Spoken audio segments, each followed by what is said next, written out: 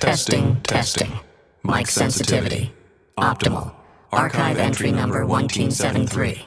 Subject, emotional chess. The strategy of winning hearts and minds. This is not a diary entry. This is a dissection of the war no one sees, where the weapons are invisible, and the battlefield is the human heart. Let us begin.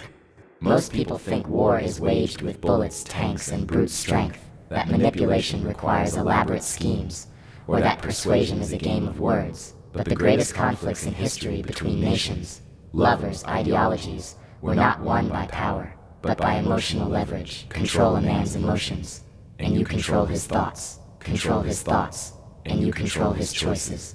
That, my friend, is checkmate. We have been taught that feelings are spontaneous, emerging like storms from the depths of our subconscious. But this is a lie. Emotions can be stimulated, hijacked, and turned against us. Love can be created, fear can be injected, trust can be forged or fractured with surgical precision. There is no such thing as an authentic emotional response in an environment saturated with psychological cues. A person's mood can be shaped with light, color, silence, rhythm, or the carefully timed raising of an eyebrow.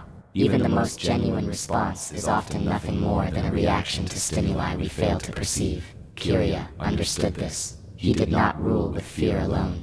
He ruled with admiration, reverence, a twisted version of love. Many saw Kiriya not as a murderer, but as a god. Why? Because he didn't only target criminals. He targeted the emotional balance of the entire population. He made people feel safer, not think they were safer. That difference is everything.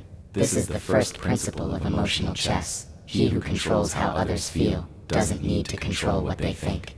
Let me walk you through a common example you've seen, but perhaps never noticed. When someone is about to ask for a favor, they often prime you emotionally. They lower their voice, tilt their head, make eye contact, and maybe smile slightly. They're softening your defenses, preparing you emotionally, before logic even has a chance to activate. Most people comply not because they decide to help, but because they were emotionally guided into a state of compliance. That's not manipulation in the dramatic sense. It's chess. Just as in chess you don't go for the king right away. In emotional strategy, you control space and pressure. You remove options. You corner their emotional responses. The second principle of emotional chess is this. Most people are emotionally predictable. Once you learn the pattern, they become as readable as an open book. A compliment will make them open up.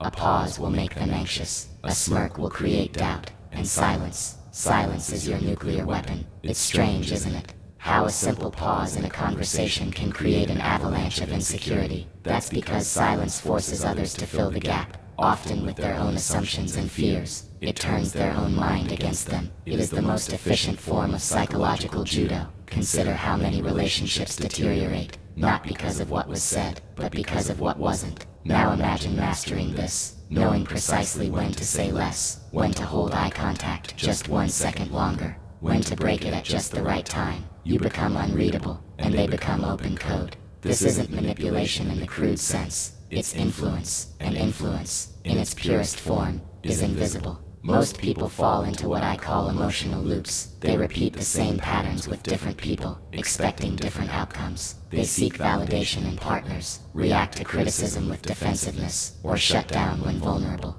Once you see these loops in others, you realize they are not playing the game, they are being played by it. Emotional loops are the code. Once you learn to read this code, you become a decoder of human souls. Curie used the emotional loops of society against itself. He knew people wanted justice, but not slow, procedural justice. They wanted visceral, emotional, immediate justice. Curie gave them that, and in return, he received devotion. The genius of Kiriya wasn't in the notebook. It was in his understanding of emotional pressure points. That is true power. In chess, there's a concept called positional play. You don't win by rushing in. You win by controlling key squares. Emotionally, this is the same. You don't need to make people love you instantly. You need to position yourself in their mental space. Become a constant thought, a lingering presence, a question mark in their heart. You don't attack their logic. You infiltrate their imagination. That is the art of emotional chess. Now ask yourself, in your relationships, conversations, online persona, are you moving pieces, or are you the piece being moved? Are your responses calculated, or conditioned?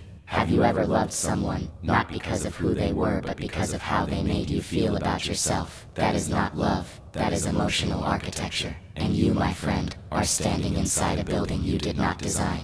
And so the game continues. If you've made it this far, you already know, you're not like the others. You question, you observe, you listen, and that makes you dangerous, or perhaps free. But understanding is not enough. Knowledge without application is like a weapon left in its sheath. Beautiful, but useless. So if this message resonated, if something stirred within you, then do not let it fade into the noise. Subscribe to this archive, join the experiment, engage in the conversation, and above all, share this with another mind capable of seeing the unseen, because power is never given, it is taken, and you, listener, are no pawn.